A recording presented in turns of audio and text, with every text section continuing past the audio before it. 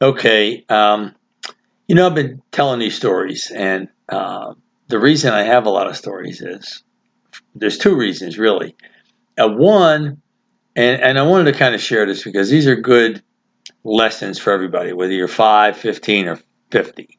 Um, and the first one was about stories. And I forget what happened, but it was in grammar school. Something went wrong, and I don't mean it's something. Always, some little thing can go wrong. But this is when you plan something and it doesn't go your way, and it's all screwed up. It's not like you just hoping to win a gold ball game and you lose. That's no. This is when you're planning something and it goes south, right? And I was complaining about something, So my father said, you know, over my life, when I look back, he said, the times that I did something, no matter what it was, and I said, oh, here's what I want to do. And it all worked out. Just went real smooth, okay, whatever it was. He said, I remember those, but just vaguely. I vaguely remember those. He said, now, the things that went wrong, and I mean pretty badly wrong. He said, at the time, you're not happy about it, man. This is going south. But he said, I learned to basically, take it all in because I learned that this is going to be a great story someday. Today, it's not going to be a great story, but looking back on it, this is going to be a great story. And so I would kind of savor it and take in everything that was going on. And literally, I adopted that. And I found that that's why I tell these stories because the the characters and what went on and just what happened, um, they've made my life happier. I sit around sometimes, Sharon, and say, "What are you laughing about?" I'll be thinking about something that happened 50 years ago, or more, and but I can relive it vividly because I really did take the time. In fact, some people would say to me, "What are you smiling about?" And I'd say, "This is going to be a great story someday." And it's say, "Yeah, someday. Right now, we got to get out of here. We're in trouble," or whatever it was. And but it turned out they were great stories. So that's my first lesson for everybody. Really, when things go wrong, and they will, instead of getting bitter about it and ranting and raving and stuff like that, okay, just observe, take it in. And you'll be the only one. You'll be the only one standing kind of taking it in. And people will say, "You're not serious about this. We've got to do something." Blah, blah, blah. But it's part of the process of saying to yourself, this is going to be a great story. And it turns out they are great stories. So that's the first lesson. Second one was, and this is an important one. This is a kind of a life lesson, okay? I I kind of screwed up freshman year in high school. That's putting it mildly. Okay, I sort of got asked or told I wasn't really going to have a seat when I came back, and was told by somebody who was friendly to me, and gave me a heads up so I could kind of change schools. Anyway, so I was going to St. Bonaventure. I kind of got bounced out of St. Bonaventure. Yeah. Bounce is a lot nicer than I spelled or something. Anyway, so I got myself into with my dad's help and stuff like that. I got into DePaul High School. So I'm there in the summer, and I thought, well, they're going to have open tryouts for the football team. And it was the first football team. They didn't even have a football team. So it was open tryouts.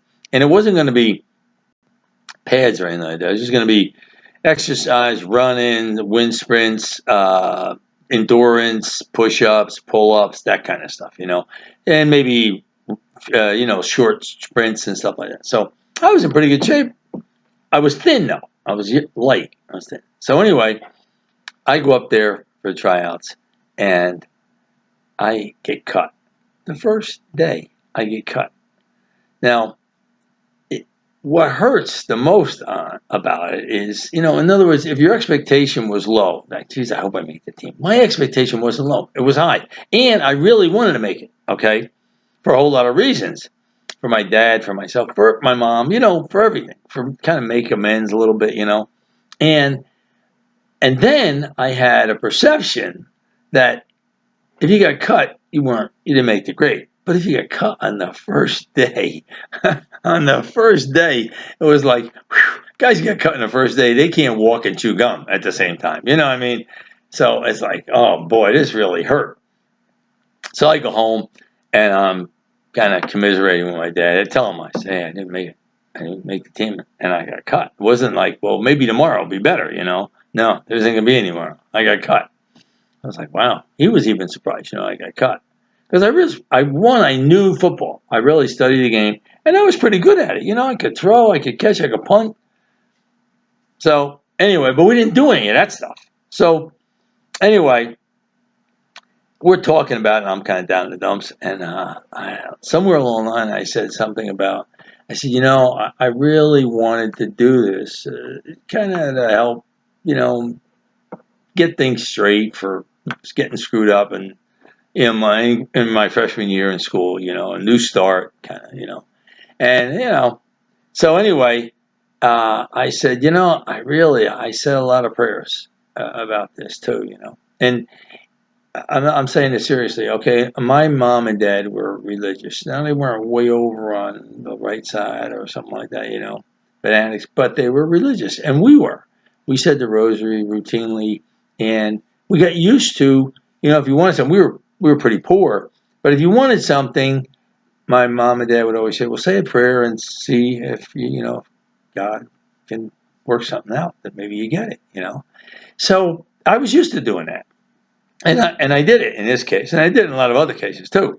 But anyway, so I'm standing there and I said something. I says, well, I guess God didn't answer my prayers on that one, So he looks at me and he says, oh no, he answered your prayers.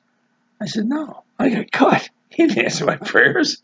He says, no, he answered your prayers. He just said no. And I'm going, what do you mean he just said no? He said, well, he asked if you could make the team, and his answer was no. He always answers your prayers.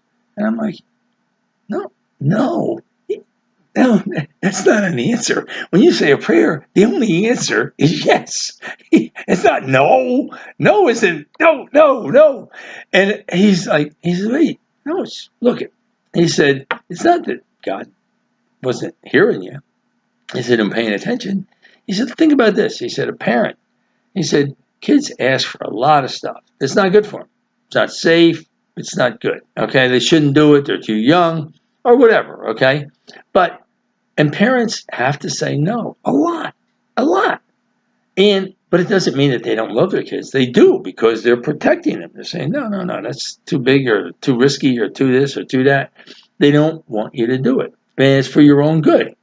Now, at the time, you might not think it's for your own good, but it's for your own good. So you don't think they're getting cut from the football team is for your own good, I'm sure, right now. But in the future, you never know. There's a reason for it, And you just got to understand that God said no.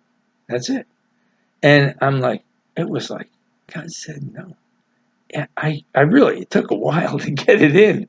But over my life, it changed the way I looked at a lot of things, because I would want something, didn't matter what it was, and I'd say a little prayer that, hey, I really want to get this, and I wouldn't get it, okay? But I accepted it a whole lot better. I felt like wasn't meant to be, didn't want me to have it, and there's something else out there that I should be doing, or that'll come along, and I'll tell you the rest of my football story, and you'll see how that kind of works its way out, okay? And it'll work its way out in a lot of things in life. So I'm really getting kind of serious on this one, but just to tell you that, hey, one, pay attention when things go wrong. Enjoy the process. Record it. It'll be a great story. And two, when you say a prayer, you really want something, if you don't get it, God just said no. And there's a reason for the no, okay? So don't get down. Just keep looking around the corner. There's a reason for the no. Okay? Anyway, that's my philosophical lesson for today. You got to remember about the no's. Now, my kids, of course, they didn't ask for a lot of things, so I didn't have to say no very often. But I've heard that my grandkids, They ask for a lot of stuff. And I hope they're getting a lot of no's. But you got to start asking God. Not your mom and dad so much. It's the big guy. Okay? All right. Take care.